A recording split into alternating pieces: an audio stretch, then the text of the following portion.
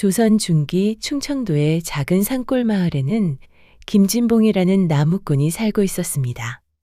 그는 매일 산에서 나무를 베어 장터에 내다 팔며 하루하루를 근근히 살아가고 있었습니다. 김진봉은 성실하고 어진 성격으로 마을 사람들에게 신뢰를 받고 있었지만 부모님을 일찍 여의고 살림이 넉넉지 않아 30이 훌쩍 넘은 나이에도 혼례 생각은 하지도 못했습니다. 어느 늦가을 진봉은 빈지개를 지고 기분 좋게 노래를 부르며 호랑이 고개를 넘고 있었습니다. 원래는 아침 일찍 나무를 팔러 장터에 갔는데 이날은 급한 일이 생겨 늦게 도착하였습니다. 그런데 뜻밖에도 한 손님이 나무를 웃돈을 주고 다 사가서 진봉은 기분이 좋았던 것입니다. 하하, 오늘은 운수 좋은 날이야. 해가 뉘엿뉘엿 넘어가는 시각. 그는 험한 고갯길을 지나고 있었습니다. 그때 풀숲에서 들려오는 이상한 소리에 발걸음을 멈추었습니다. 순간 그의 팔에 소름이 돋았습니다. 이 산은 호랑이 고개라는 말이 있을 정도로 호랑이가 자주 출몰하는 산이었기 때문입니다. 하지만 조용히 소리를 들어보니 그것은 갓난아기의 울음소리였습니다. 아니, 이 늦은 산속의 아기가? 진봉은 놀라서 소리가 나는 곳으로 다가갔습니다. 풀숲을 헤치고 들어가 보니 하얀 천으로 쌓인 갓난아기가 바구니에 담겨 있었습니다.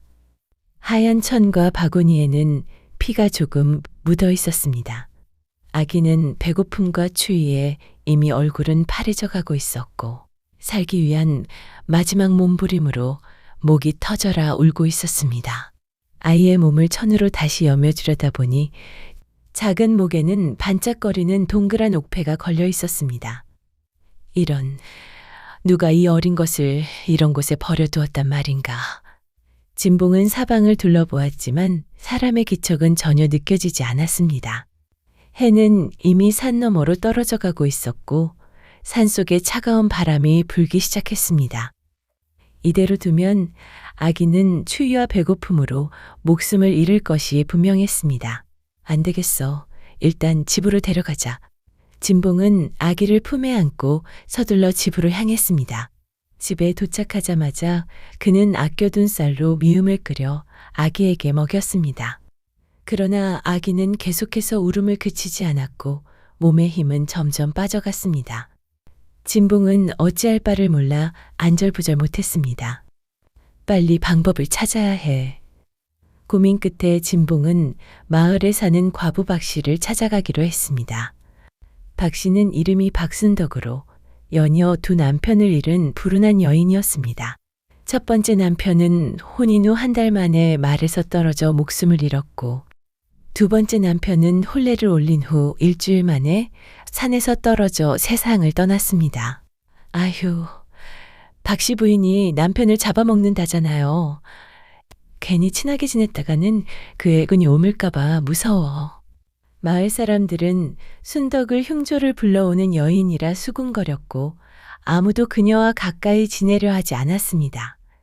순덕은 홀로 작은 초가집에서 침묵 속에 지내며 바느질과 품팔이로 근근히 생계를 유지하고 있었습니다. 진봉이 울고 있는 아기를 안고 순덕의 집 앞에 나타났을 때 순덕은 처음엔 당황했습니다.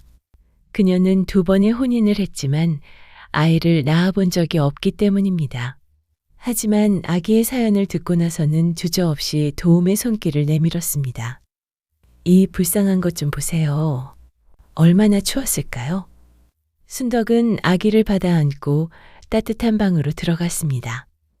그녀는 놀랍도록 침착하고 능숙했고 진봉에게 따뜻한 물을 가져오게 해서 아이를 먼저 따뜻한 수건으로 닦아주었고 진봉에게 부엌 케이스라고 한 뒤 아이에게 빈 젖을 물려주었습니다.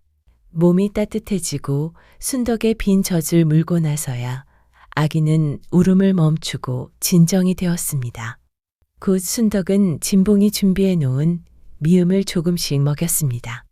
실컷 미음을 먹은 아기는 그녀의 품에서 곧 새근새근 잠이 들었습니다.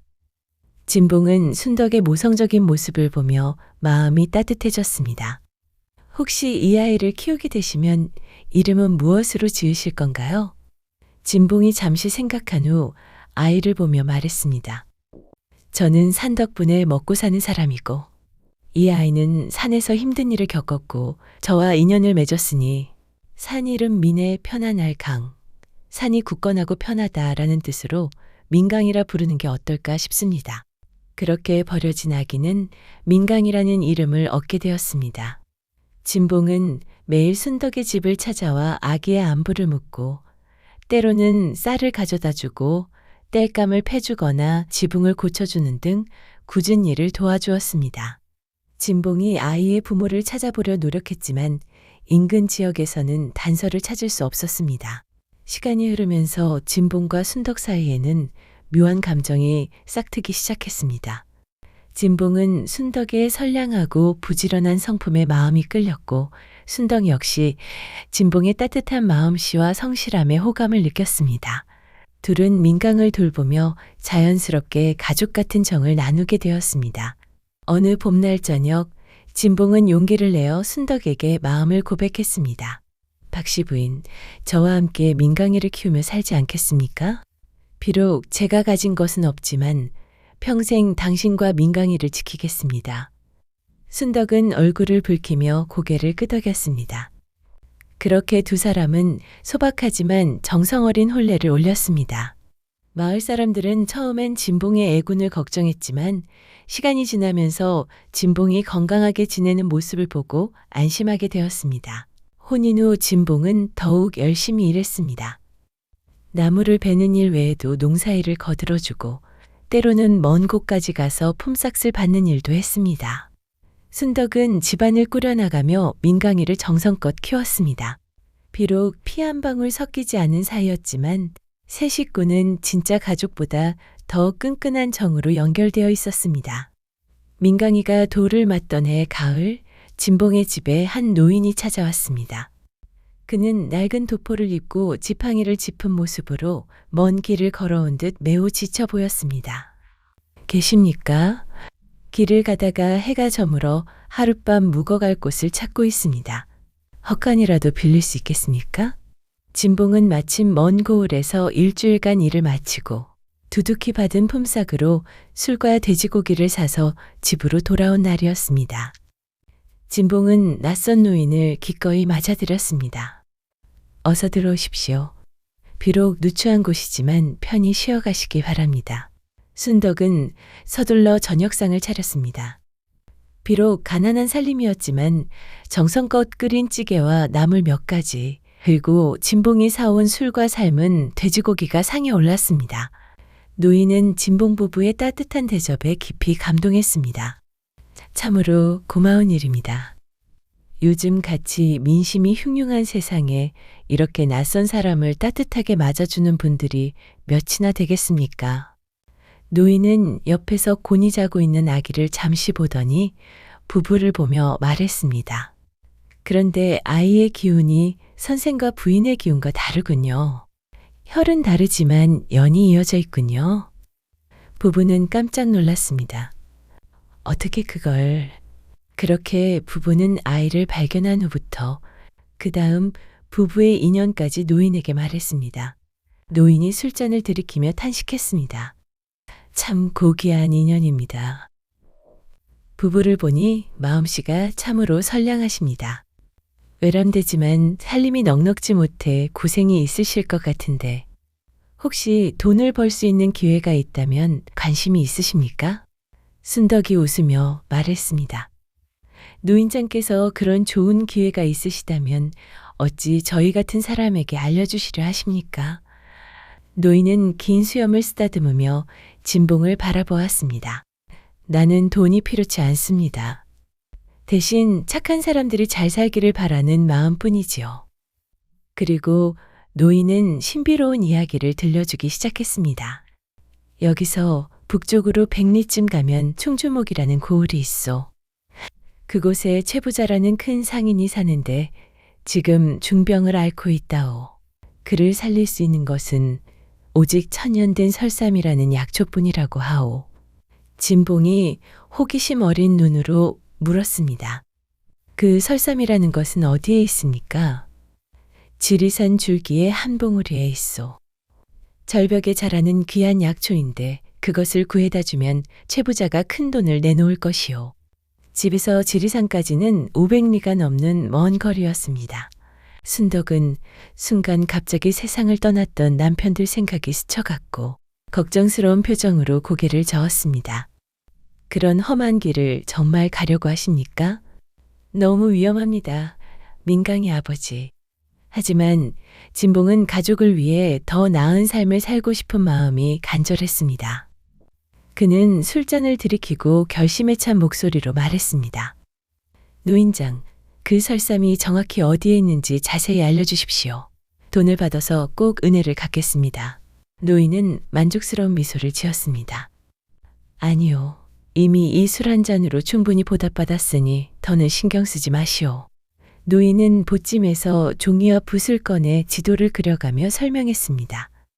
종석대는 지리산의 산신에게 제사를 지내는 제단인데 내가 올해 여름에 제를 지내러 갈 때 우연히 설삼을 발견했소. 그 설삼은 지리산의 종석대로 올라가는 길의 절벽에 자라는데 자세한 것은 내가 여기에 그려주겠소. 역시 노인장은 도사님이셨군요. 도사님, 감사합니다. 진봉은 노인의 말을 한마디도 놓치지 않고 마음속에 새겨두었습니다. 그리고 먼저 충주목에 가서 채부자가 정말 그런 약초를 찾고 있는지 확인해 보기로 했습니다. 순덕은 진봉의 결심이 굳은 것을 보고 더 이상 말리지 않았습니다. 대신 정성껏 긴 여정을 위한 준비를 도와주었습니다. 서방님, 마음을 정하셨다면 저도 막지 않겠어요. 다만 몸 조심하시고 절대 무리하지 마시고 언제라도 돌아오세요. 저는 당신의 안전이 가장 중요합니다. 고맙소, 부인. 민강이와 함께 잘 지내고 있어 주시오. 반드시 좋은 소식을 가지고 돌아오겠소. 다음 날 새벽 진봉과 도사는 인사를 한 후 각자 짐을 등에 지고 길을 떠났습니다. 먼저 충주목에 도착한 진봉은 마을 사람들에게 물어보았습니다. 과연 채부자라는 사람이 있었고 그는 정말로 중병을 앓고 있었습니다. 더 이상 써볼 수 있는 약이 없고 천년 묵은 설산만이 그를 살릴 수 있다는 소문도 사실이었습니다. 확신을 얻은 진봉은 지리산으로 향하는 길에 올랐습니다. 그 전에 충주목 장터에서 필요한 물건들을 사들였습니다. 절벽을 오르내릴 수 있는 튼튼한 밧줄, 날카로운 칼과 호미, 그리고 뱀을 쫓는 데 쓰이는 백반가루 등이었습니다. 지리산은 험준하기로 유명한 산이었습니다. 구름이 항상 산봉우리를 감싸고 있어서 정상을 보기 어려웠고 온갖 맹수들이 서식하는 위험한 곳이었습니다. 가는 도중 사람들로부터 설삼에 대한 전설을 들었는데 이 약초는 모든 병을 고치고 죽은 자도 살려낼 수 있는 신비한 힘을 가지고 있다고 했습니다. 그러나 수많은 사람들이 그 약초를 찾으려다가 절벽에서 떨어져 목숨을 잃었다는 무서운 이야기도 전해져 내려왔습니다. 2달 후 진봉은 갖은 고생 끝에 지리산 아래에 도착했습니다. 종석대를 향해 한참을 올라가니 과연 노인이 알려준 위치에 깎아지른 절벽 한가운데에 하얀 꽃 한 송이가 피어있는 것이 보였습니다. 그것이 바로 설삼이었습니다. 교묘하게 꺾어진 사이에 있어서 노인이 알려주지 않았다면 절대 찾을 수 없었을 것입니다. 그런데 그 꽃 옆에는 작은 동굴이 있었고 그 안에서 하얀 뱀 한 마리가 혀를 날름거리며 꽃을 지키고 있었습니다. 뱀은 때때로 동굴에서 머리를 내밀어 꽃을 바라보며 언제 그것을 차지할 기회를 노리는 듯 했습니다. 진봉은 노인에게서 들은 대로 백반가루를 준비했습니다. 뱀이 백반 냄새를 싫어한다는 것을 알고 있었기 때문입니다. 그는 먼저 산 위에 큰 나무를 찾아 밧줄 한쪽 끝을 단단히 묶고 자신의 허리에도 매듭을 지어 조금씩 풀어 절벽을 내려갈 수 있도록 했습니다. 절벽을 내려다보니 만장 낭떠러지가 보였고 오금이 저렸습니다. 하지만 진봉은 평소에도 석청꿀을 따기 위해 절벽을 오르곤 했기 때문에 크게 겁먹지는 않았습니다. 먼저 작은 바구니에 백반가루를 넣고 밧줄에 매달아 동굴 입구까지 내려보냈습니다. 하얀 뱀은 백반 냄새를 맡자마자 놀라서 동굴 깊숙이 들어가 버렸습니다. 기회를 놓치지 않고 진봉은 조심스럽게 절벽을 타고 내려갔습니다. 손에 땀이 날 정도로 긴장하면서도 천천히 꽃에 다가가 조심스럽게 호미로 살살 파냈습니다. 설삼은 손에 닿는 순간 진하고 깊은 향기를 풍겼고 향이 너무 진해 머리가 붕 뜨는 듯한 느낌이었습니다. 설삼을 얻은 진봉은 서둘러 밧줄을 타고 올라왔습니다.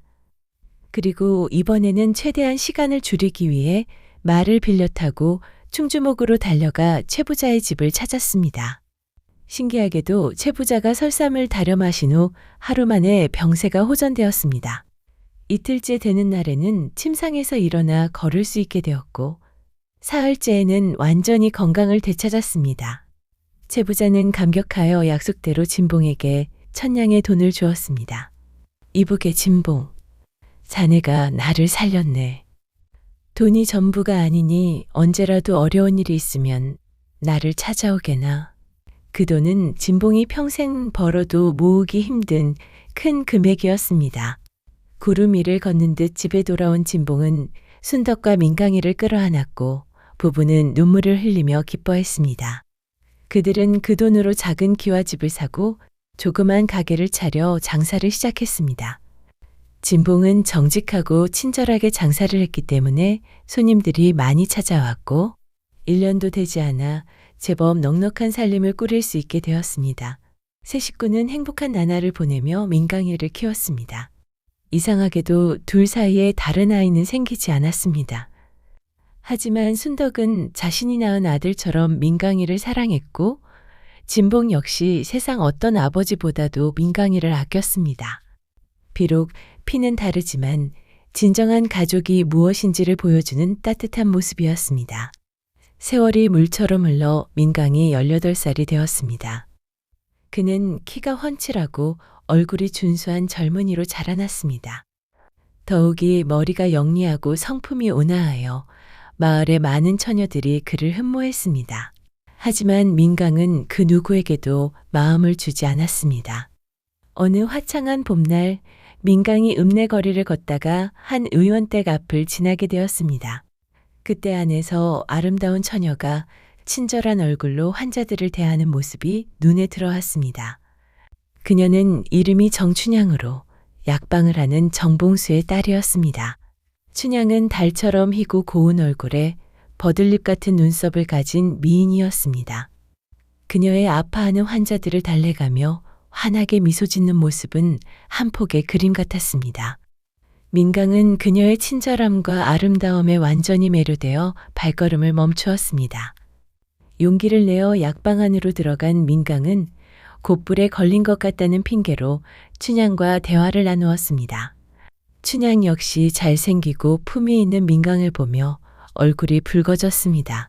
두 사람은 첫눈에 서로에게 빠져들었고 그날부터 민강은 이런저런 핑계를 대며 매일 약방을 찾아가 춘향과 시간을 보냈습니다.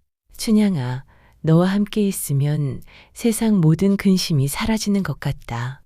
저도 마찬가지예요. 오라버니를 만나고 나서야 진정한 행복이 무엇인지 알게 되었어요. 두 사람의 사랑은 날이 갈수록 깊어져 갔고 혼인을 약속하기에 이르렀습니다. 하지만 이때 예상치 못한 일이 벌어졌습니다. 고을에서 가장 부유한 상인인 조칠복의 딸 조설아가 민강을 보고 한눈에 반해버린 것입니다. 설아는 아름답기는 했지만 성격이 교활하고 질투심이 강한 여인이었습니다. 그녀는 어렸을 때부터 자신보다 아름다운 춘향을 질투했고 춘향이 민강을 사랑한다는 것을 알고 난 후로는 무슨 수를 써서라도 민강을 차지하려 했습니다. 설아는 아버지 조칠복에게 울며 불며 매달렸습니다. 아버지, 저는 민강 오라버니가 아니면 죽어도 시집을 갈 수 없어요. 제발 저를 그분과 혼인시켜 주세요. 그때 조칠복은 딸을 보며 의미심장하게 말했습니다. 그렇지 않아도 김진봉의 상점이 점점 우리 단골을 뺏어가고 있으니 네가 애비한테 그 상점 정보를 캐내준다는 약조를 하면 혼인을 시켜주겠다. 설아는 자신만만한 미소를 지으며 말했습니다. 걱정 마세요, 아버지. 그는 수아들을 데리고 김진봉의 집으로 찾아가 혼인을 강요했습니다. 김진봉, 썩 내키지는 않지만 내 딸이 자네 아들을 좋아한다고 하네. 혼인을 성사시키면 큰 혜택을 주겠지만 거절한다면 자네의 상점이 앞으로 거래를 못하게 할 수도 있네. 진봉은 아들이 춘향을 사랑한다는 것을 알고 있었기 때문에 당연히 거절을 했습니다. 아들은 이미 혼처가 정해져 있어서 제 마음대로 할 수는 없습니다. 정말 죄송하게 됐습니다. 그 말 후회하지 말게나. 조칠복은 김진봉을 노려보더니 수아들과 나갔습니다. 며칠이 지나고 조칠복의 더러운 계략이 드러났습니다. 김진봉의 상점에 물건을 대주던 거래처들이 모두 난처해 하며 물건을 줄 수 없다고 하는 것이었습니다.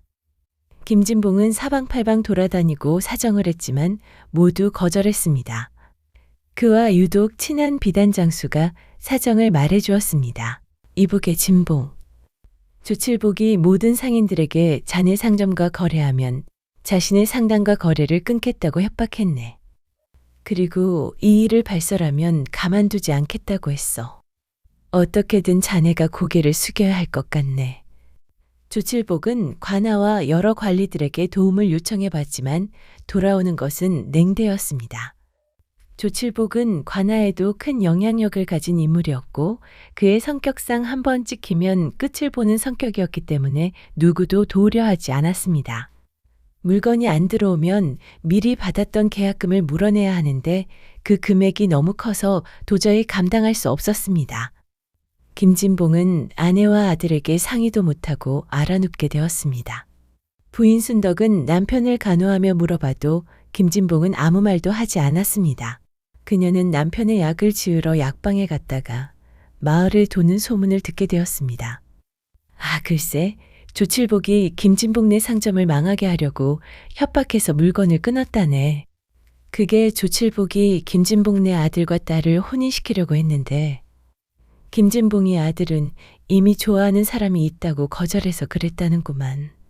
배상금이 커서 쫄딱 망하게 생겼다는데. 순덕은 민강을 방으로 불러 아들의 손을 잡으며 울면서 사정을 말했습니다. 민강아, 네 아버지 혼자 속이 썩었을 생각을 하니 어미가 가슴이 무너지는구나. 이 일을 어찌하면 좋단 말이냐. 민강은 아버지의 고충을 생각하고 마음이 찢어질 듯 아팠습니다. 어머니, 걱정 마세요. 제가 조칠복 딸과 혼인하겠습니다. 아무리 사랑이 중요하다고 하지만 부모님의 희생과 은혜와 같을 수 있겠습니까? 그날 밤 그는 춘향을 만나 사정을 설명했습니다. 춘향아, 정말 미안하다. 부모님은 내 목숨을 구하시고 나를 친아들보다 더 소중하게 키워주셨다. 그 은혜를 저버릴 수가 없구나. 하지만 내 마음은 언제나 너와 함께 있을 것이다. 춘향은 눈물을 흘리며 민강의 손을 잡았습니다. 오라버니를 원망하지 않아요. 오라버니도 어쩔 수 없는 일이라는 걸 알아요. 오라버니와 부모님이 무사하기만 하면 그것으로 좋게요. 이렇게 누구에게는 목적이 있는, 누구에게는 슬픈 혼례식이 치러졌습니다. 한편 조설아는 결혼 후 본색을 드러내기 시작했습니다. 질투심으로 한 결혼 생활이 평탄할 리 없었습니다. 시부모에게는 쌀쌀맞게 굴었고 부잣집 딸 노릇을 그대로 하려들었습니다. 그리고 무엇보다 민강이 자신에게 전혀 애정이 없다는 것을 알고 이 집안을 자신의 것으로 만들어 민강을 길들이려고 했습니다. 그녀는 교활한 방법으로 김진봉 상점의 비밀을 조칠복에게 흘렸습니다. 조칠복은 그 정보를 이용해 진봉의 상업을 방해하고 단골처들을 빼앗았습니다. 아버지, 저희 가게의 물건값이나 거래처 정보도 알려드릴게요. 그걸 이용해서 저희보다 더 좋은 조건으로 장사하시면 돼요. 설아의 배신으로 인해 김진봉의 가게는 점점 어려워졌습니다. 손님들은 더 싼 값에 물건을 파는 조칠복의 상점으로 몰려갔고 결국 진봉은 가게 문을 닫을 처지에 놓였습니다. 결정적으로 그녀가 장부까지 조작하고 관아에 신고를 하여 김진봉은 또 한 번 고초를 겪었습니다. 빈털터리가 된 부부는 어쩔 수 없이 고향 산골로 돌아가야 했습니다. 조설화는 민강에게 말했습니다. 이제라도 평생 나만을 보고 살겠다고 맹세하고 우리 집에 대리사위로 들어와서 아버지 밑에서 일하도록 해요. 민강은 아내의 배신에 분노했고 이미 아내의 속셈과 나쁜 행위들을 짐작했습니다. 그리고 상업보다는 글공부를 좋아해 아버지 상점일을 등한시한 자신을 원망했습니다. 내 인생에서 가장 후회하는 것이 바로 당신과의 혼인이요. 당신과 장인이 어떤 짓을 했는지 또 어떻게 우리 집안을 괴롭혔는지 밝혀내겠소. 돌아서는 그의 뒷모습을 설화는 도끼 어린 눈으로 노려봤습니다. 부모님을 떠나보내고 혼자 남은 민강은 조칠복이 어떻게 아버지 상점을 망하게 했는지 증거를 모으고 있었습니다.